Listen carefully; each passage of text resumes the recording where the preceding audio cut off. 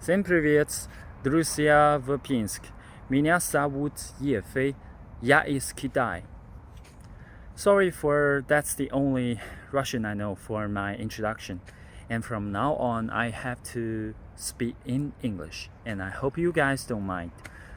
First, I want to thank you for inviting me to this interview to talk about the topic of women football developments in Belarus. I want to say it is a great honor for me to be here today. As far as I see, the Belarus women football developments, you are doing a pretty good job, because I see that you have built a complete system for the player within the country, from national level, states level, and city level, different level league, and provide many opportunity for the teenager players to the kids players to play football. And I think that's a very good thing to learn, because in China, when compared to China, we don't have too much different level of this league competition. So many young girls doesn't got a opportunity to play football at all. And if you ask me, is there anything I can do to improve the level of Belarus women football player, I would say one word: professionalize, like men's football. It's important. Train like a pro, organize game like a pro, everything professionalize. Yes, that's my answer. Let's talk about how did I develop relationship to the teammate and the coaching staff and the people in the city of Pinsk in general. And that's an interesting topic, because as I think if you're trying to blend into a new group of people, especially they're speaking different language with you, the first critical thing is you have to try your best to learn their language. I know it's hard to fully master Russian language, because it's really hard for me, but it is quite helpful to learn at least some phrase and words in Russian.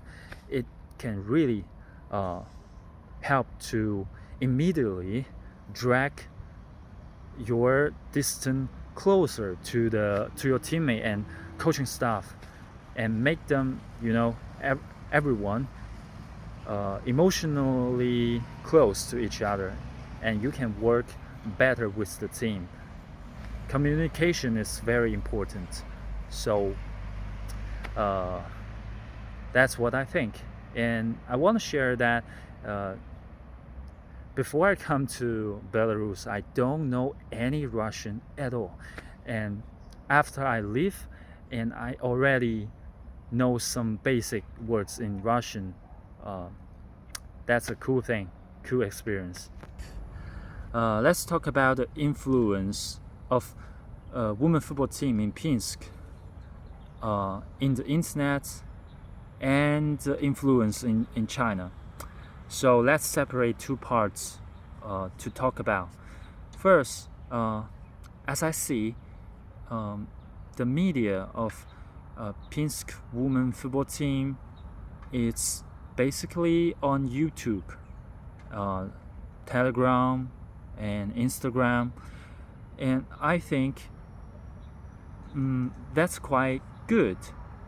But I see that all the fans is basically from Russian language region, the people who can read Russian and speak Russian. But apart from this Russian region, I don't see many fans from other country. So let's move on to second parts. So in China, you know, the Chinese people are technically not allowed to log into Instagram, Telegram, and YouTube. So I don't think there will be too many Chinese fans to watch the Pinsk women football team on YouTube, because that's probably the only media you have on those three medias: Telegram, YouTube, Instagram. So if you want to expand your influence in Chinese people, you have to run your media on Chinese social media. Like the most popular one is Douyin and WeChat. That's it. Let's talk about the most impressive or interesting moments when I was in Belarus with the team. I got to say it must be at this moment when I was the first time with the team on the bus heading to Babruysk. That was so much fun, because as far as you know, I can only speak Chinese and English. And the team, they want to, when I was sitting in a bus that nobody's speaking Chinese or my language, it's a little bit difficult to communicate. But luckily, everyone, no matter how bad their English is, they always try to talk to me, communicate with me, and also very happy to teach me Russian, and I'm very glad to learn them. It's very interesting experience. It turned out to be a very happy moments, and we have great communication with each other. Let's talk about the goalkeeper development in Belarus. I got to say it's really a difficult thing. As a former goalkeeper, I got to say, even in men's football, it is in general, no kids or teenagers want to be goalkeeper at the first time, because almost everybody, when they started to play football, they want to score goals. They want to play forward to score goal. So it happens the same in women's football. So it's kind of difficult to sometimes to pick out the most suitable goalkeeper for a team. So I have to say, it's better to encourage more teenagers the importance of playing a goalkeeper, and trying to encourage more and more kids and goalkeepers to put efforts into this position, so that you can get a lot of substitute to choose. And I think that will truly improve or raise the number of goalkeepers in women's football in Belarus. But this problem is worldwide problem. It happens in everywhere, every country. So I don't think it's a Belarus women's goalkeepers problem.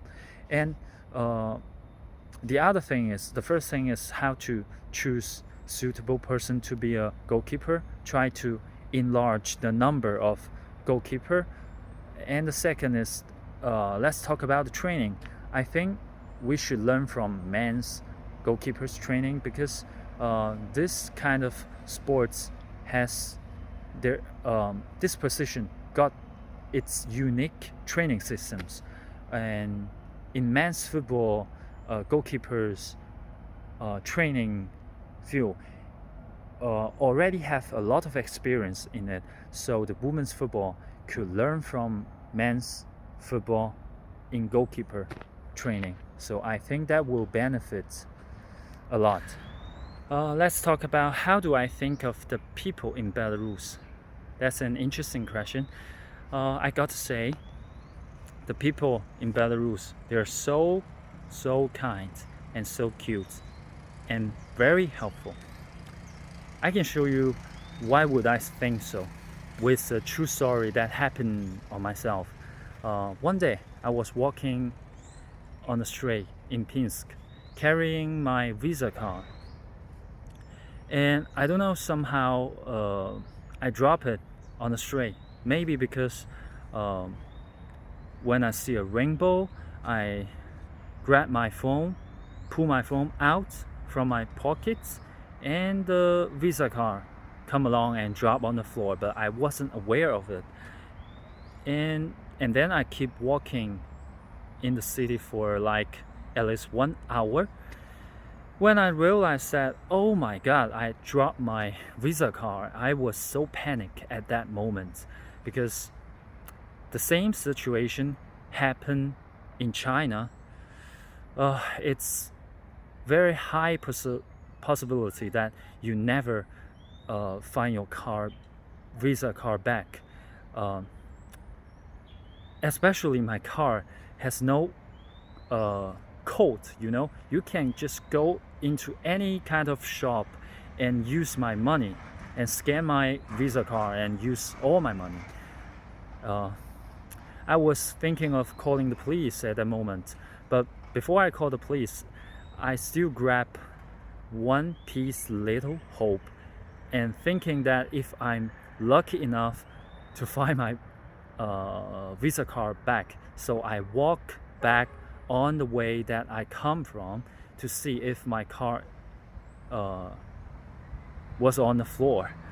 And the miracle happened. I see the most unbelievable scenario in front of me when I walk back to the Lenina. A Belarus family, 2 children with 2 adults, couples, was holding my car, my Visa card, and shouting, yelling on the street. Did anybody see a Chinese man or Chinese girl walking? I grabbed I found a Visa card here, and the people around them are trying to looking for a Chinese man or a girl because they know this car is from China. And oh my god, I was almost crying when they come to return me this my Visa card. I really was about to cry because it's really something to me, and I don't know how to be more grateful enough to them. I don't know how to thank them enough. I try to buy them something, a gift, a drink, or ice cream for the kids, but none of this they accept. They refuse to get any gift or money or anything from me.